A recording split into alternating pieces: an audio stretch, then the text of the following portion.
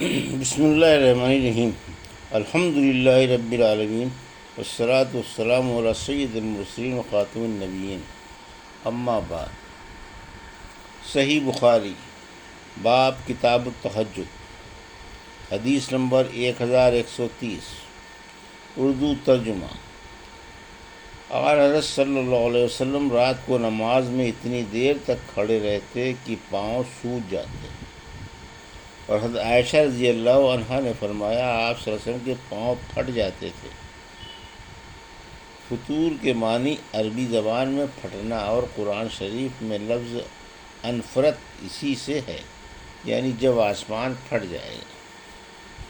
ہم سے ابو نعیم نے بیان کیا، کہا کہ ہم سے مسعر نے بیان کیا، ان سے زیاد بن علاقہ نے، انہوں نے بیان کیا کہ میں نے مغیرہ بن شعبہ رضی اللہ عنہ کو یہ کہتے سنا کہ نبی کریم صلی اللہ علیہ وسلم اتنی دیر تک کھڑے ہو کر نماز پڑھتے رہتے کہ آپ صلی اللہ علیہ وسلم کے قدم، یا یہ کہا کہ پنڈلیوں پر ورم آ جاتا۔ جب آپ صلی اللہ علیہ وسلم سے اس کے متعلق کچھ عرض کیا جاتا تو فرماتے، کیا میں اللہ کا شکر گزار بندہ نہ بنوں؟ حدیث نمبر 1131، اردو ترجمہ۔ جو شخص سحر کے وقت سو گیا۔ ہم سے علی بن عبداللہ نے بیان کیا، کہا کہ ہم سے سفیان بن عینیہ نے بیان کیا، کہا کہ ہم سے عمرو بن دینار نے بیان کیا کہ عمرو بن اوس نے انہیں خبر دی، اور انہیں عبداللہ بن عمرو بن عاص رضی اللہ عنہ نے خبر دی کہ رسول اللہ صلی اللہ علیہ وسلم نے ان سے فرمایا، سب نمازوں میں اللہ تعالیٰ کے نزدیک پسندیدہ نماز داؤد کی نماز ہے، اور روزوں میں بھی داؤدی کا روزہ۔ آپ آدھی رات تک سوتے، اس کے بعد تہائی رات نماز پڑھنے میں گزارتے، پھر رات کے چھٹے حصے میں بھی سو جاتے۔ اسی طرح آپ ایک دن روزہ رکھتے اور ایک دن افطار کرتے تھے۔ حدیث نمبر 1132، اردو ترجمہ۔ ہم سے عبدان نے بیان کیا، کہا کہ مجھے میرے باپ عثمان بن جبلہ نے شعبہ سے خبر دی، انہیں اشعت نے کہا کہ میں نے اپنے باپ سلیم بن اسود سے سنا، اور میرے باپ نے مسروق سے سنا۔ انہوں نے بیان کیا کہ میں نے عائشہ رضی اللہ عنہا سے پوچھا کہ نبی کریم صلی اللہ علیہ وسلم کو کون سا عمل زیادہ پسند تھا؟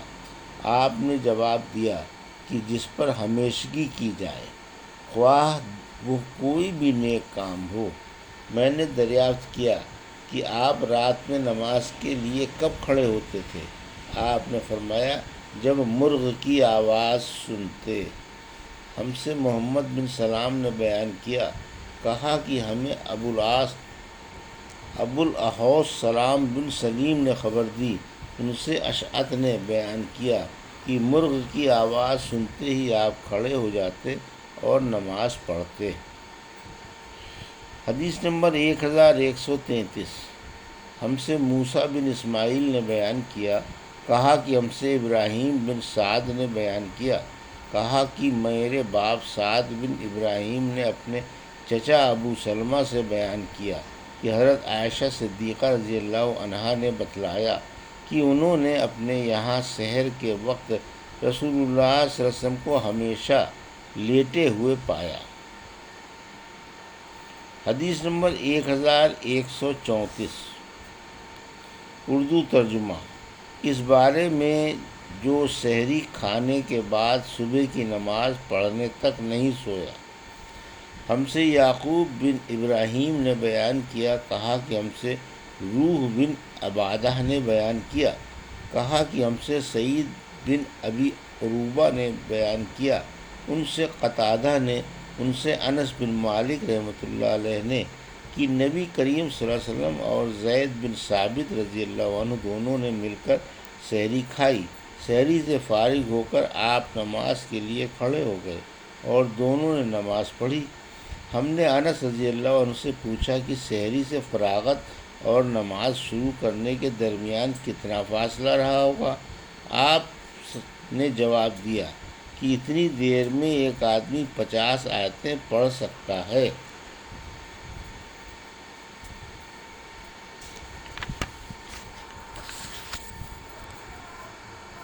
حدیث نمبر 1135، رات کے قیام میں نماز کو لمبا کرنا یعنی قرات بہت کرنا۔ ہم سے سلیمان بن حرب نے بیان کیا، کہا کہ ہم سے شعبہ نے اعمش سے بیان کیا، ان سے ابو وائل نے اور ان سے عبداللہ بن مسعود رضی اللہ عنہ نے فرمایا، میں نے رسول اللہ صلی اللہ علیہ وسلم کے ساتھ ایک مرتبہ رات میں نماز پڑھی۔ آپ صلی اللہ علیہ وسلم نے اتنا لمبا قیام کیا کہ میرے دل میں ایک غلط خیال پیدا ہو گیا۔ ہم نے پوچھا کہ وہ غلط خیال کیا تھا، تو آپ نے بتلایا کہ میں نے سوچا کہ بیٹھ جاؤں اور نبی کریم صلی اللہ علیہ وسلم کا ساتھ چھوڑ دوں۔ حدیث نمبر 1136، اردو ترجمہ۔ ہم سے حفص بن عمر نے بیان کیا، کہا کہ ہم سے خالد بن عبداللہ نے بیان کیا، ان سے حسین بن عبد الرحمن نے، ان سے ابو وائل نے اور ان سے حذیفہ رضی اللہ عنہ نے کہ نبی کریم صلی اللہ علیہ وسلم جب رات میں تہجد کے لیے کھڑے ہوتے تو پہلے اپنا منہ مسواک سے خوب صاف کرتے۔ حدیث نمبر 1137، نبی کریم صلی اللہ علیہ وسلم کی رات کی نماز کی کیا کیفیت تھی اور رات کی نماز کیوں کر پڑھنی چاہیے؟ ہم سے ابو الیمان نے بیان کیا، کہا کہ ہمیں شعیب نے زہری سے خبر دی، کہا کہ مجھے سالم بن عبداللہ نے خبر دی کہ عبداللہ بن عمر رضی اللہ عنہ نے فرمایا، ایک شخص نے دریافت کیا، یا رسول اللہ، رات کی نماز کس طرح پڑھی جائے؟ آپ صلی اللہ علیہ وسلم نے فرمایا، 2 رکعت، اور جب طلوع صبح ہونے کا اندیشہ ہو تو 1 رکعت وتر پڑھ کر اپنی ساری نماز کو طاق بنا لے۔ حدیث نمبر 1138، اردو ترجمہ۔ ہم سے مسدد نے بیان کیا، کہا کہ ہم سے یحییٰ بن سعید قطان نے بیان کیا، ان سے شعبہ نے، کہا کہ مجھ سے ابو حمزہ نے بیان کیا اور ان سے ابن عباس رضی اللہ عنہ نے کہ نبی کریم صلی اللہ علیہ وسلم کی رات کی نماز 13 رکعت ہوتی تھی۔ حدیث نمبر 1139، اردو ترجمہ۔ ہم سے اسحاق بن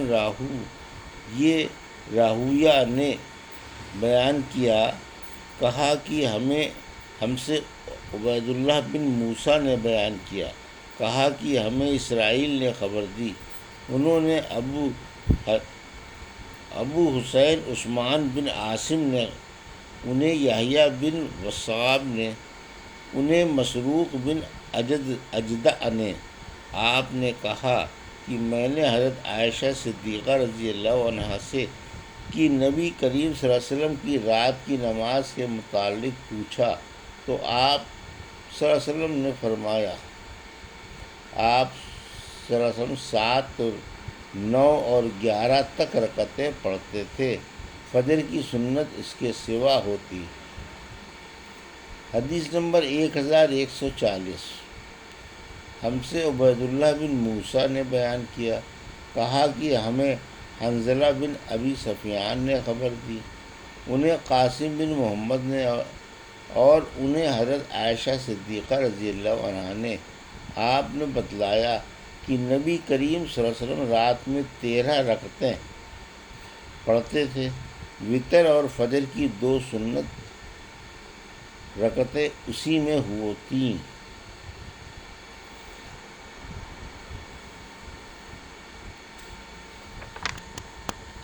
حدیث نمبر 1141، اردو ترجمہ۔